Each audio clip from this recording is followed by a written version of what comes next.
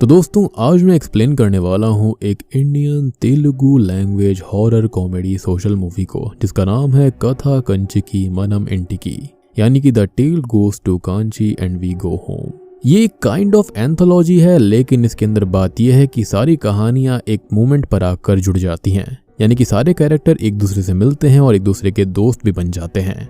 Movie के अंदर एक शमशान घाट होगा, एक बंगलो होगा जिसके अंदर कुछ ना कुछ खतरनाक होने वाला है, तो वीडियो को एंड तक देखना। और अगर आप इस मूवी को देखना चाहते हैं तो आप Amazon प्राइम वीडियो पर जाकर देख सकते हैं। तो चलिए अब बिना किसी देरी के चलते हैं सीधा वीडियो की तरफ।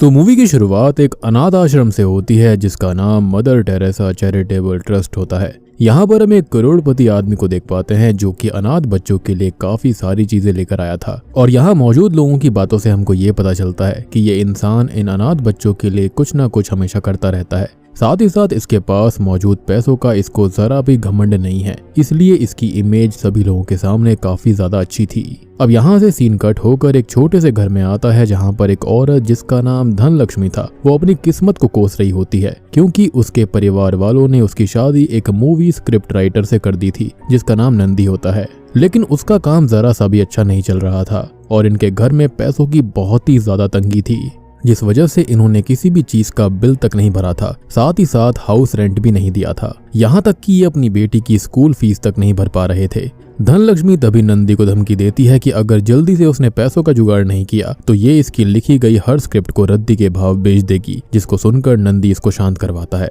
और बताता है कि आज उसको एक डायरेक्टर से मिलने के लिए जाना है और अगर आज उसकी स्क्रिप्ट डायरेक्टर को पसंद आ जाती है तो ये स्क्रिप्ट्स के मिले हुए एडवांस से वो सारे बिल को भर देगा। अब इतना बोलकर वो वहां से जाने लगता है, लेकिन बाहर उसका मकान मालिक उसका इंतजार कर रहा था और जैसे ही नंदी बाहर निकलता है वैसे ही वो उसको पकड़ लेता है और उससे सारा हिसाब क्लियर करने के लिए कहता है। तभी नंदी उससे कुछ समय का समय मांगता है, लेकिन मकान मालिक उसको धमकी देता है कि अगर आज उसने रेंट पे नहीं करा तो वो उसके घर के बाहर ताला लगा देगा। खैर अब यहाँ से सीन शिफ्ट होता है और हम कहानी के मेन लीड पर आते हैं जिसका नाम प्रेम है। प्रेम एक सुबह मस्त नींद लेकर उठता है और नहा धोकर मस्त कपड़े पहनकर अपने पूर्वजों की फोटो के सामने खड़ा होता है। उसके नाम पर इतनी सारी प्रॉपर्टी करने के लिए वो शुक्रिया अदा करता है, पर असल में ये सब तो उसका सपना था। हकीकत ये थी कि उसकी आंख एक किराए के घर में खुलती है जहाँ पर बाहर काफी सारी औरतें उससे गेट खोलने के लिए कह रही थी, क्योंकि प्रेम ने इन सब के ही घरों की लड़कियों को छेड़ दिया था। और ऐसा इसलिए क्योंकि अब वो शादी करना चाहता था, लेकिन उसकी किस्मत इतनी ज्यादा खराब थी कि उसको कोई भी लड़की भाव नहीं दे रही थी।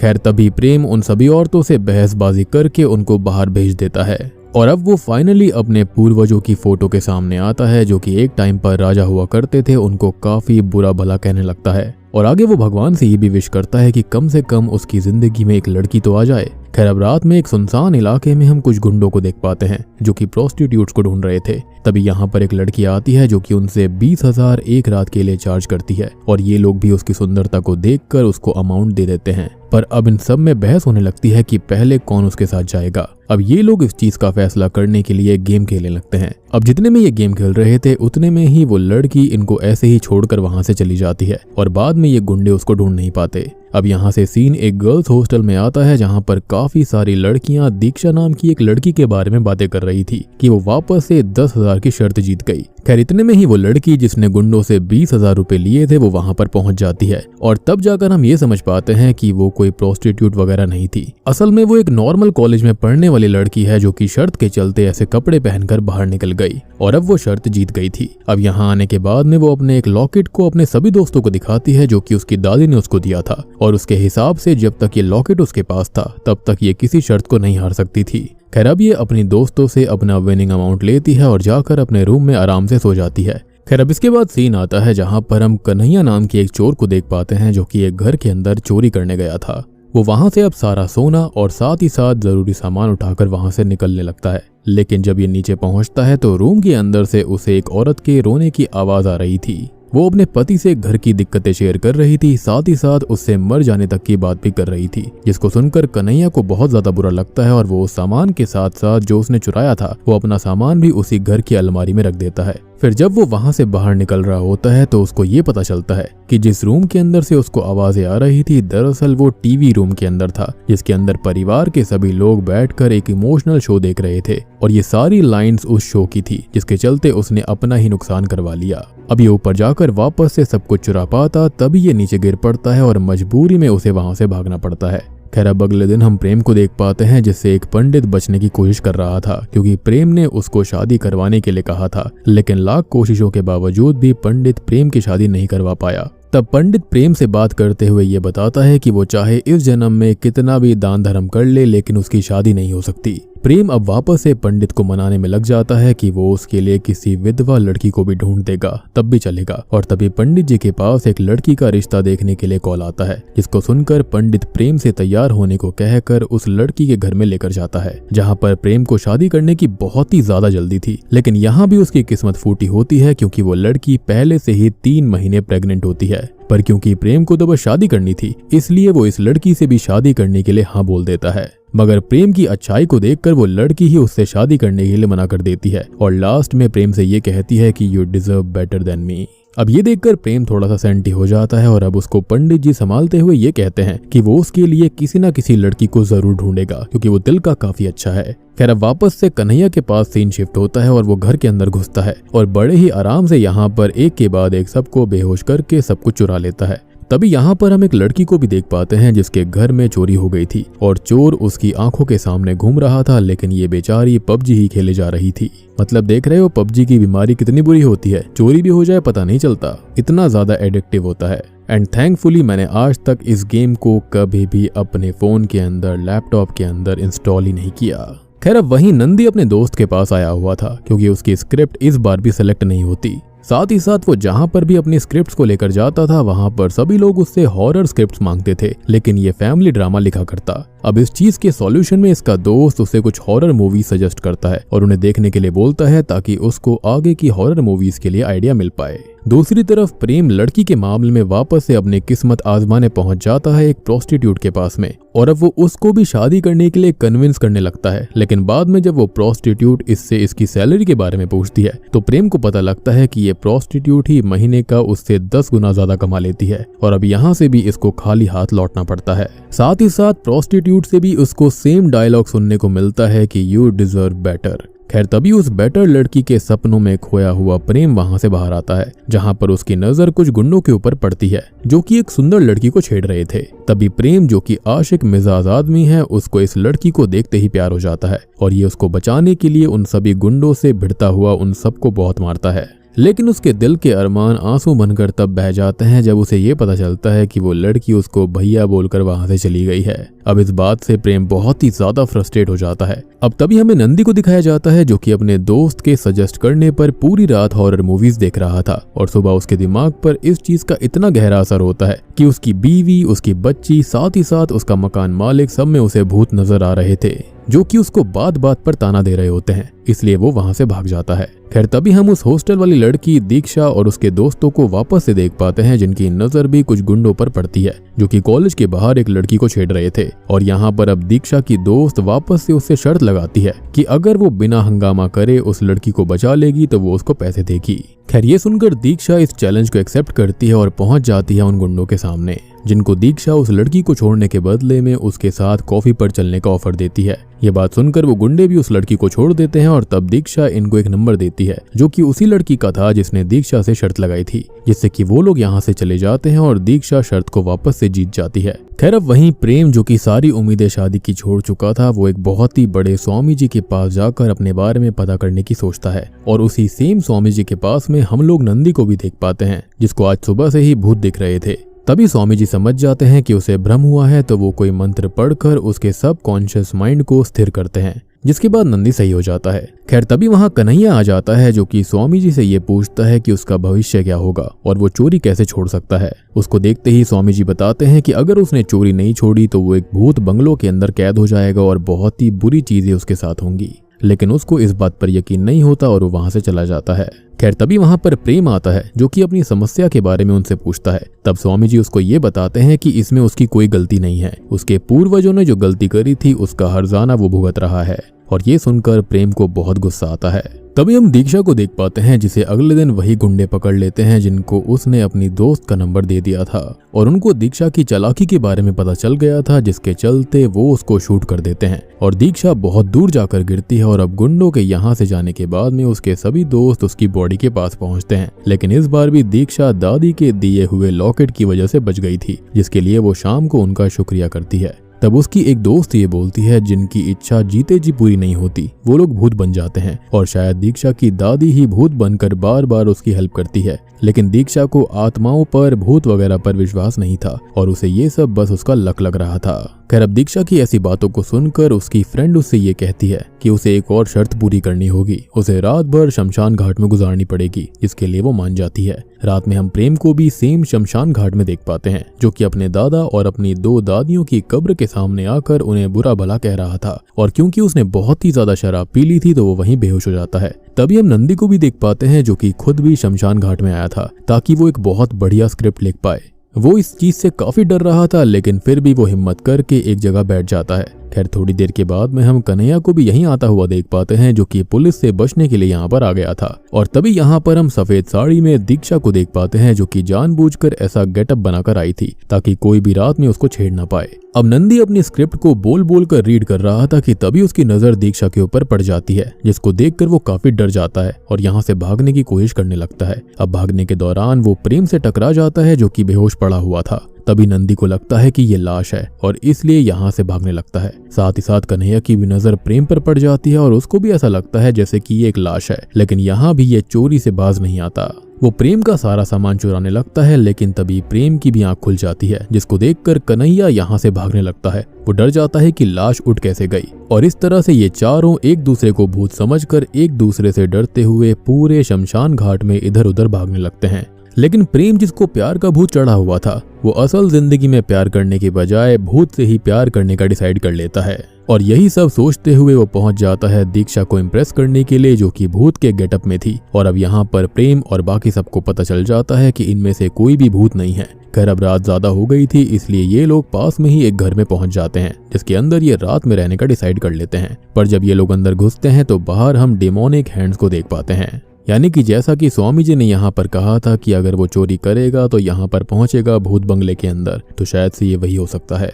अब ये डिमोनिक हैंड जमीन से बाहर आते हैं और घर के अंदर जाने के बाद भी लगातार प्रेम बार बार दीक्षा से फ्लर्ट करते जा रहा था। और अब ये लोग पूरे घर में घूमते हैं और अपने आप को एक दूसरे से इंट्रोड्यूस करते हैं। अब ये सभी डरे हुए थे, इसलिए एक जगह हॉल में ही सारे मिलकर सो जाते हैं। लेकिन रात को कन्हैया उठकर चोरी करने लगता है, जिसको ऐसा करते देख नंदी पकड़ लेता है। इसलिए तब कन्हैया को सारा सामान जो भी उसने चुराया था वो वापस वहीं रखना पड़ता है। अब ये लोग वापस सोने जा रहे थे, लेकिन नंदी दीक्षा को देखकर डर जाता है और उससे कपड़े बदलने को कहता है। तब दीक्षा वहां पर रखे कुछ कपड़े पहन लेती है और इसके बाद ये लोग वापस सो जाते हैं। अब प्रेम, जो कि दीक्षा के बगल में सो रहा था, वो दीक्षा को किस करने का डिसाइड करता है, लेकिन अचानक से दीक्षा हवा में उड़कर बार बार अपनी पोजीशन चेंज करने लगती है। खैर, अब प्रेम 2 बार और कोशिश करता है, लेकिन सेम चीज होती है। लेकिन तभी इन्हें एक लड़की के चिल्लाने की आवाज आती है जो कि ऊपर बंधी हुई थी। ये लोग इस लड़की को फ्री करते हैं और उससे सब कुछ पूछने लगते हैं, लेकिन बाद में उनको पता चलता है कि वो लड़की गूंगी है। इसलिए ये सभी उसको नीचे सोफे पर जाकर बैठा देते हैं और उसे सोने का बोलकर खुद भी सो जाते हैं।